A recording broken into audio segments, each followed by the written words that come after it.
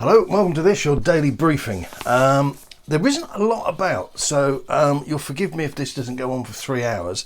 There's a couple of transfer rumours which we kind of have to look at, as in opposed to, just look at them. And something to get you annoyed, probably. The results of the poll are in. I know a lot of you were worried about that. That was going to be left to stagnate somewhere. And famous last words, I think this one will be entitled. So anyway, let's get into it. Tottenham have got some very good players on their books. There's no two ways about it. However, this is outweighed by players that have kind of passed their sell-by date. I think we're pretty much all agreed on that.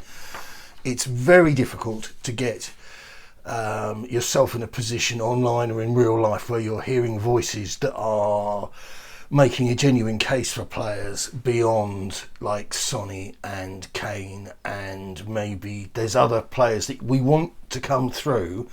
Lo Celso is a player that I think could be terrific. He's yet to prove it, I acknowledge that. But I think there's something about him. I think Reggie needs to be far more disciplined, because when we first got him, he was pretty exciting. But there's a lot of things with players going off the boil and blah, blah, blah. So anyway, the Athletic are running with, this is tiresome in the extremis. I can't tell you enough. The one article today finished with the line, it's also a group that often felt they were undercoached last season under Mourinho. And there goes the dog off to destroy somebody's legs. And this business of being undercoached, just want to take a breath and discuss what being coached means. And I think we've kind of touched on this sort of conversation before, whereby if you hire a player or you walk into a situation where you've got a player, say, for example, like Dele Alli or Harry Kane or whatever, there are minimum standards of fitness one would expect, and that's what you associate with great athletes, professional sportsmen. They don't turn up and then say, like a golfer doesn't turn up and say, "Oh, I forgot my clubs." A jockey doesn't turn up and say, "Oh, I haven't got any boots." People get themselves into a position, just like if you go to work and you need a pen for your job, you would have a pen in your pocket. And if you were, say for example, you were selling shirts, you would have a neatly pressed shirt in the wardrobe waiting for you. So there's certain stuff that you just take for granted, that you don't get a special badge for just doing the right thing. So players were undercoached. Now, if they were undercoached in terms of training, in terms of fitness, that's concerning. But then footballers these days, they have their own personal coaches. You can only spend so long on the training pitches, and players know when they're fit, players know when they're match fit, and the onus of responsibility is on the individual.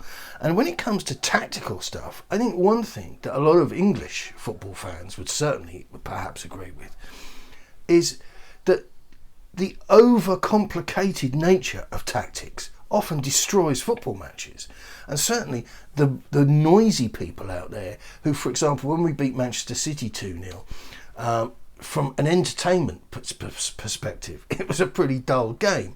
But from a tactical perspective, it was a masterclass.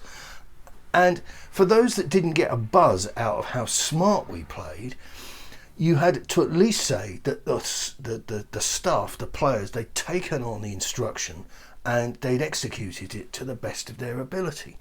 So there's a big difference between tactics and blah, blah. And if you're a natural footballer, just like you take a pen, just like you take a freshly pressed shirt, just like a jockey would have the right boots on, a footballer would expect to be able to express himself. And hopefully there would be a marriage between the tactics and his innate ability. Because the deal is that you walk into a squad, and this is why I think a lot of us get very frustrated watching international squads sometimes, because you've got a fantastic selection of players, but then all of a sudden the coach turns around and says, "So right, this is the setup." And instead of letting the players kind of express themselves, which I know to a certain degree is a little bit dangerous, but you need to have some flair, some sense of adventure. So anyway, this line about being undercoached, that turned up on social media, and to say it drew pelters from fans is an understatement. I couldn't find a solitary comment siding with the players, and people saying some very, very, very rude, naughty words. And pointing cases, we have Dele Alli, who was barely used under Mourinho, right? So he was effectively on holiday for many, many weeks. And when Ryan Mason turned round and said, "Come on, mate, let's come on," he wasn't fit. He couldn't be bothered to keep himself fit. Now, they've got a training facility there that on the one hand, fans are prepared to say, "Oh, it's world class, it's the best in the world," and all this lauding. But on the other hand, "Oh yeah, well, you know, they were undertrained, weren't they?" I mean, it defies analysis. It really does. And Mourinho, curiously enough, on the same day, today, that came out, there's some quotes from Mourinho here that have surfaced. And, he says, "They'll find a guy who will tell you the truth, or things you don't want to hear. Things you do want to hear, and also things that you don't. Some may say that I'm a bad coach, that I was a bastard, but no one can say that I wasn't serious or honest." And this absolutely sums up, I think, a lot of the players in the Tottenham squad. They don't have the minerals. They wouldn't cut it. And so when you look at these deals that people were talking about, like Eric Dyer to Manchester United, and Dele Alli's not actually been linked in with anybody, curiously enough, since he first came to us and Liverpool was supposedly half interested. But when you look at these things, none of them actually went anywhere. And I think this summer, the Harry Kane thing, because he's a self-made professional. And too many of the rest of this mob simply aren't.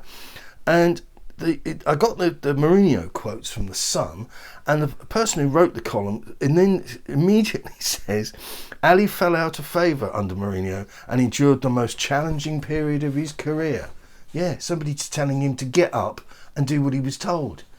But he was too busy twizzling his hair or working on a new finger trick. Just a time waster. So, can we get any fresh blood in? Corriere dello Sport are suggesting that Tottenham and Barcelona are interested. I told you we were a big club. Are interested in signing Napoli striker Lorenzo Insigne. Now, we've already discussed that. But there's been a slight development because I think his agent is pushing. And the reason his agent is pushing is because where's his age? I think he's quite old. I think he's 30. I'm guessing he's 30. He's played more than 300 league games for the club. Italian Cups, won 2 Italian Cups, 5th in the Serie A last year. And this is the line, the killer. Insigne has always remained loyal to the Italian side, but has just a year left on his existing deal and reportedly wants a pay rise. He's on £82,000 a week, which I'm sure Daniel will be happy to match, as long as he doesn't expect any luncheon vouchers on top of that. The last one is another old age pensioner. And let's be realistic here. We don't want to be buying Stefan Stepover, who's a prospect at 17 or 19 or whatever the invention was. And nor do we want to be buying these sort of senior, maturing, in the autumn of their years players. Because the reality is, the truth as always is somewhere in the middle. So let's just get guys that are kind of ready to go, maybe with our financial limitations, which are born out of the debt that ENIC have thrust upon us. We will have to be careful about who we buy. But Leicester City, already out there, already spent 40 million quid on 2 players that you wouldn't kick out of bed for eating crackers. So, we've been linked here with Barcelona star Miralem Pjanic, and he's 31. Now, this guy isn't a bad footballer at all, but we were linked with him, I can tell you, at least 4 years ago for the first time. And the link here is that Paratici has brought the guy to Juve from Roma in 2016. And according to Diario Sport, he wants to work with him again in North London. Yeah, I bet he does. Right, the results of the poll were in. The question was, should Daniel Levy be removed by ENIC? And you voted in your drove. 707 was the count when I printed this off. Should he be removed by ENIC as CEO of Tottenham? A whopping 79% of you said yes. 6% threw him a crumb and said, wait until the transfer window closes, this transfer window. And an extraordinarily optimistic, living in denial, Stockholm syndromed, up to the eyeballs, 15% said, better the devil you know. Somebody did question the whole thing about, well, he owns 30% of the business, so how can you get rid of him? It doesn't have to be the CEO. He is still a minor shareholder in the scheme of things. So, you know, make him, I don't know, put him in charge of the cones or something. He can still keep his shares. And yep, this is the famous last words bits. Sky Italy, which is I think I mentioned before, is slightly more reliable than Sky UK, Sky England, which is just a quirk. But and the point being in this case that we've actually got quotes, and Paratici has been quoted by them. Saying about Harry Kane, we want to keep Harry Kane at Tottenham. I've seen a lot of strikers, Cristiano Ronaldo, Alvaro Morata, Gonzalo Higuain, Carlos Tevez. Harry Kane is one of the best strikers in the world. He shoots with both feet, makes many assists in addition to goals. He's a team player and finisher, along the top 3 strikers in the world. I can't wait to see him playing with Spurs. No comment. Good luck. Yes, we all do. We all do. But I think there may be a few bumps in the road before that comes to pass.